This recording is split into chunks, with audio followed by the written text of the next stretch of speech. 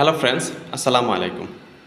আজকে আমরা কেবল নিয়ে কিছু কথা বলবো। যারা ঠিকাদার আছেন, কন্ট্রাক্টর আছেন কিংবা বাসাবাড়ির মালিক আছেন তারা বা নির্মাণ প্রতিষ্ঠানে কাজ করতেছেন, তারা কেবল সম্পর্কে অনেক কিছু কোয়েশন করেন বা আমাদের কাছে জানতে চান যে আসলে কোন ব্র্যান্ডের কেবল কিনবো বা কী করব।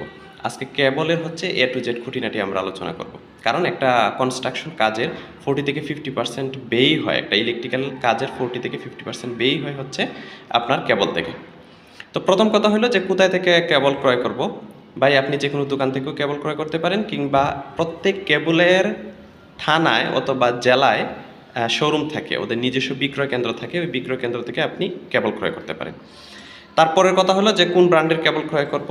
বাংলাদেশের নাম করা বেশ কিছু ব্র্যান্ড আছে, যেগুলো হচ্ছে প্রথম সারির কেবল।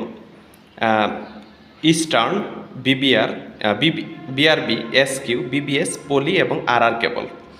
ইস্টার্ন হচ্ছে গভর্নমেন্টের একটি কেবল, যদি পারেন কেউ ক্রয় করতে পারেন খুব ভালো, নিঃসন্দেহে এই কেবলটা আমি সাজেস্ট করি, গভর্নমেন্টের কেবল। তারপরে সবচেয়ে ইম্পর্টেন্ট কথা হচ্ছে যে কেবলের নকল হয় কি না। বা এটা আমি অনেক আগেও বলছি, পূর্ব থেকে বলছি যে বাংলাদেশে কেবলের অনেক নকল হয়। আপনি যতগুলো নাম করা ব্র্যান্ড জানেন, সবগুলা ব্র্যান্ডেরই কিছু অসাধু ব্যবসায়ী ডুপ্লিকেট নকল কেবল হচ্ছে বাজারে ছাড়ে। এখন আপনি হচ্ছে কেবল কিনবেন কিভাবে? ধরেন আপনার হচ্ছে 10 থেকে 1 থেকে 15 আরএম কেবল পর্যন্ত আপনি যে কেবলগুলো কিনবেন সেগুলো হচ্ছে রিং আকারে থাকে।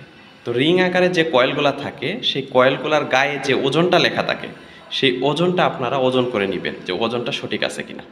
এটার মাধ্যমে সাধারণ জনগণ নির্ণয় করতে পারবে কেবলটা অরিজিনাল কিনা।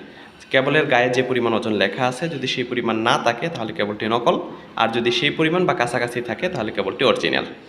তারপরের কথা হলো যে আমি বুঝবো কিভাবে যে মোটা কেবলগুলা আপনার তো হচ্ছে ওজন করা সম্ভব হয় না, এগুলা ভাঙা ভাঙা থাকে। যেমন আপনি যদি 50 RM, 25 RM, 100 RM, 150 RM, 200 RM কিংবা 1000 আরএমের সবচেয়ে